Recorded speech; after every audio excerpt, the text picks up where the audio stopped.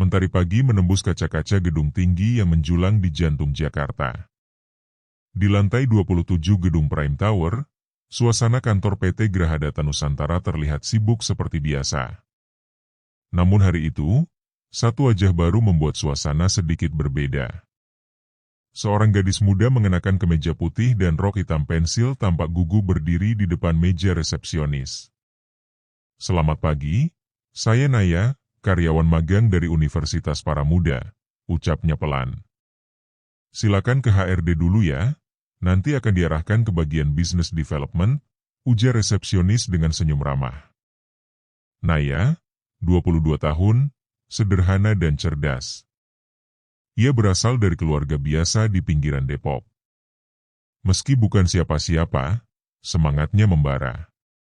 Ia tahu, kesempatan magang di perusahaan sebesar Grahadata bukan hal mudah.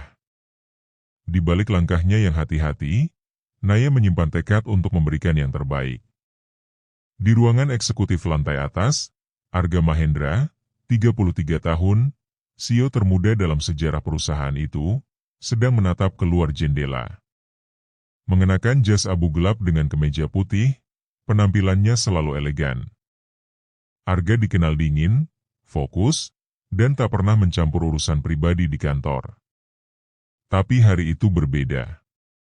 Ketika Arga turun ke divisi Business Development untuk mengecek presentasi mingguan, matanya langsung menangkap sosok Naya yang tengah menyalin dokumen di pojok ruangan. Senyumnya polos, gerak-geriknya sopan. "Siapa itu?"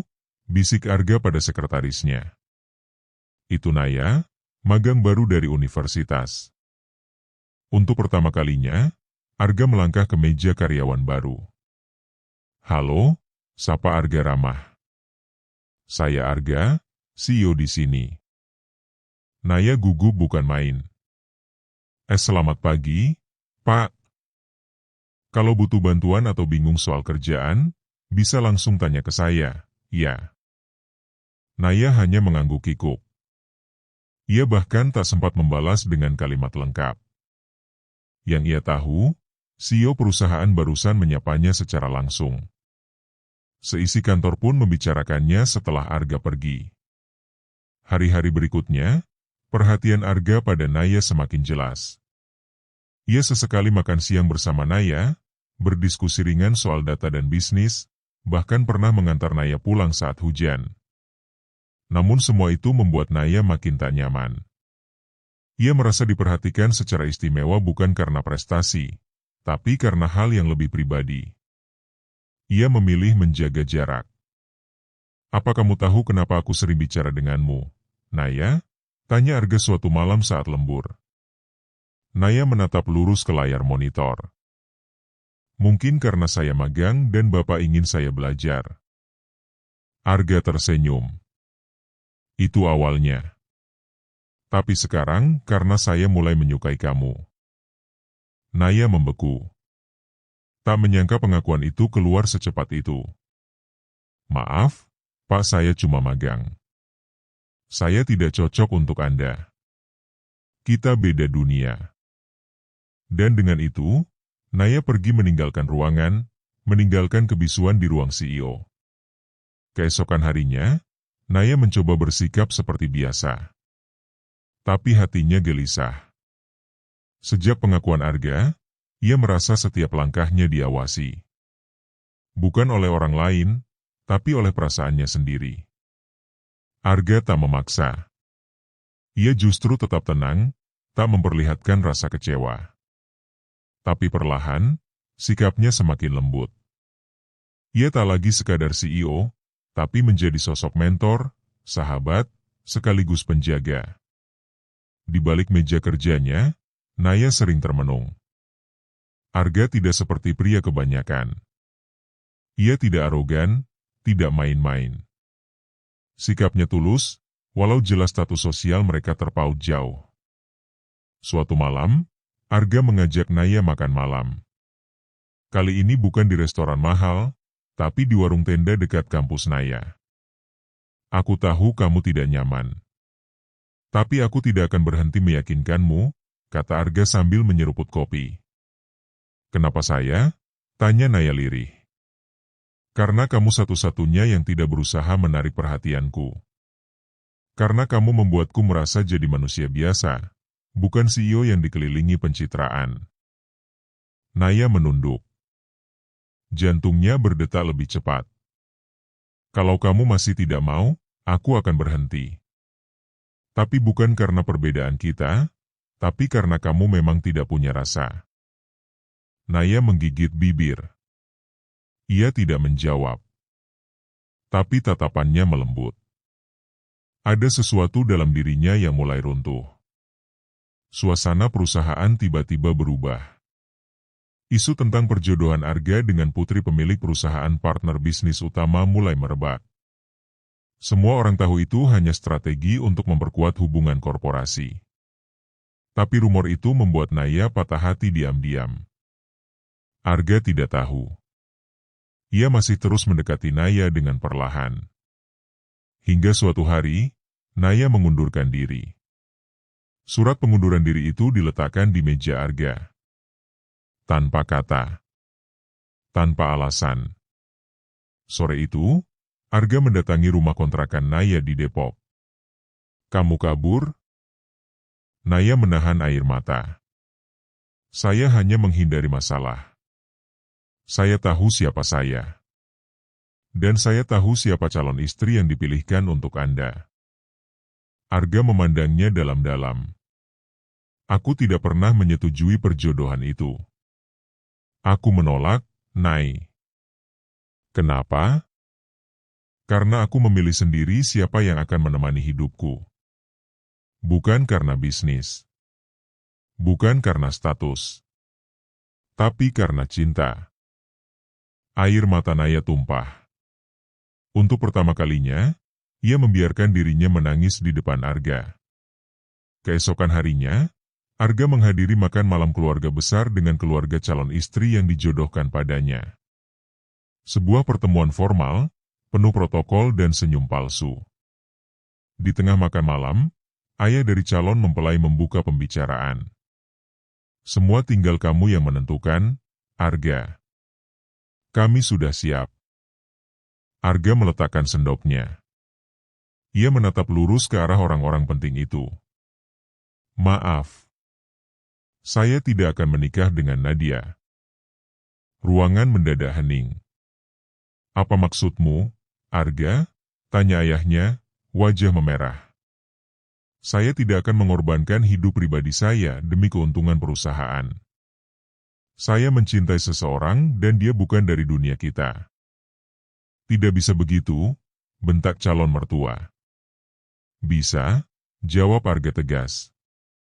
Karena saya CEO bukan boneka. Dan cinta bukan negosiasi bisnis. Ia bangkit berdiri, meninggalkan ruangan dengan wajah teguh. Beberapa minggu berlalu. Naya bekerja paruh waktu di coworking space sebagai asisten riset. Ia tak menyangka suatu sore Arga datang, mengenakan hoodie dan jeans biasa. Kamu ngapain kesini? Aku ingin ngajak kamu kerja bareng. Kerja? Ya. Aku buka anak perusahaan baru, startup edukasi. Aku butuh seseorang yang cerdas dan tahu cara kerja dari bawah. Aku butuh kamu. Naya tertawa kecil. Kamu benar-benar nekat ya? Aku nekat karena yakin. Dan kali ini, aku bukan CEO MU. Aku partner MU. Dan kalau kamu izinkan, aku juga ingin jadi pasanganmu. Naya menatapnya lama. Kali ini ia tak menolak. Ia tersenyum sambil mengangguk pelan. Mereka akhirnya duduk di meja yang sama. Bukan lagi atasan dan bawahan. Tapi dua insan yang setara, disatukan bukan oleh jabatan, tapi oleh cinta yang diperjuangkan. Sinar matahari sore menyelinap lewat jendela kaca ruangan startup kecil bernama Edukarya, perusahaan rintisan milik Arga dan Naya. Meski sederhana, ruangan itu penuh semangat. Tumpukan post-it warna-warni menempel di dinding, papan whiteboard penuh dengan skema dan ide besar. Aroma kopi dan suara keyboard mendominasi suasana. Sudah 3 bulan sejak mereka memulai dari nol. Naya kini bukan lagi gadis magang yang canggung. Ia menjabat sebagai Head of Content untuk platform edukasi yang mereka bangun, yang berfokus pada membantu pelajar dari desa-desa tertinggal mengakses materi pelajaran berbasis digital. Arga sendiri memilih menanggalkan setelan jas, tampil lebih santai dengan kemeja polos dan sepatu sneakers. Meski hubungan mereka belum diumumkan ke publik, tim kecil mereka mulai curiga. Kayaknya Pak Arga sama Mbak Naya tuh ada apa-apa ya? Bisik salah satu desainer ke staf lain. Mereka sering banget pulang bareng tuh. Dan kalau Pak Arga ngopi, Mbak Naya juga langsung bikin. Namun bagi Arga dan Naya, hubungan mereka bukan sekadar romansa. Mereka tumbuh bersama, belajar dari luka masing-masing. Cinta mereka dibangun di atas rasa hormat dan kemitraan sejati. Suatu malam, saat kantor sudah sepi, Arga menatap Naya yang sibuk merapikan dokumen. "Nay, Home, kamu bahagia?" Naya berhenti, menoleh dengan senyum lelah. "Capek tapi bahagia." "Kenapa nanya gitu?" "Aku cuma takut. Kita bangun ini bareng-bareng. Kalau suatu saat gagal, aku nggak mau kehilangan kamu juga." Naya mendekat, menyentuh tangan Arga. "Kalau usahanya gagal, kita mulai lagi. Tapi jangan pernah pikir kamu akan kehilangan aku hanya karena bisnis." Namun, malam itu, seseorang dari masa lalu muncul di email masuk Naya. From Nadia Hapsari@triadata.co.id. Subjek, mari bicara, antara kita bertiga. Naya terdiam. Jemarinya berhenti di atas mouse. Sebuah badai baru mendekat. Naya menyembunyikan email itu. Ia tak ingin mengusik ketenangan yang baru mereka miliki.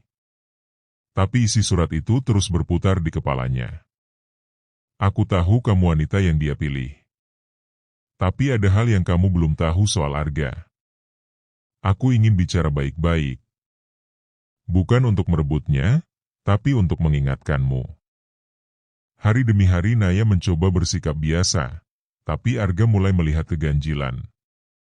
"Kamu sering melamun." "Ada apa?" "Enggak, cuma mikir soal rencana video edukasi yang belum jadi." Arga tidak percaya sepenuhnya. Tapi ia memilih memberi ruang.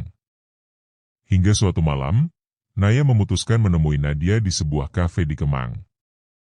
Nadia, dengan tampilan elegan, tampak anggun dan dingin seperti berita bisnis yang sering Naya baca. "Aku datang bukan untuk ribut," ujar Nadia. "Aku tahu kamu tulus mencintai Arga. Tapi kamu harus tahu siapa dia dulu."